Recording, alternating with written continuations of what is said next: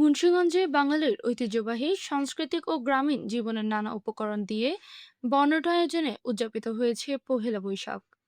ঢাকঢোল, পালকি, ঢেকি ও কুলাসহ বিভিন্ন লোকজ উপাদানে সজ্জিত মঙ্গল শোভাযাত্রা ছিল এই আয়োজনের প্রধান আকর্ষণ।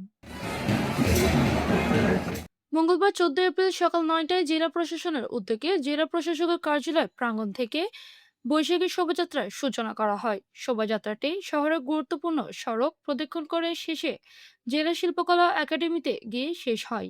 শোভাযাত্রায় বিভিন্ন শ্রেণী পেশার মানুষ স্বতঃস্ফূর্তভাবে অংশগ্রহণ করেন, যা পুরো শহরে উৎসবমুখর পরিবেশ সৃষ্টি করে।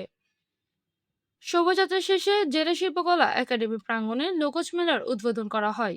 মেলায় গ্রামীণ ঐতিহ্যবাহী পণ্য ও সংস্কৃতির নানা উপস্থাপনা দর্শনার্থীদের আকৃষ্ট করে। এছাড়া পহেলা বৈশাখ উপলক্ষে দিনব্যাপী সাংস্কৃতিক অনুষ্ঠানের আয়োজন করা হয়, যেখানে সঙ্গীত, নৃত্য ও আবৃত্তির মাধ্যমে বাঙালির চিরায়ত সংস্কৃতি তুলে ধরা হয়।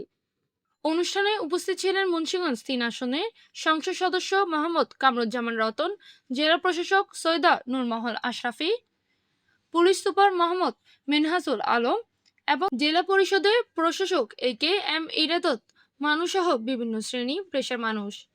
বৈশাখীর এই আয়োজনের মধ্য দিয়ে মুন্সিগঞ্জ বাঙালির ঐতিহ্য ও সংস্কৃতির প্রাণবন্ত চিত্র ফুটে ওঠে। মুন্সিগঞ্জ প্রতিনিধি আনিসুর রহমান রনের পাঠক তফিলের চিত্রে PIB ৭১ TV।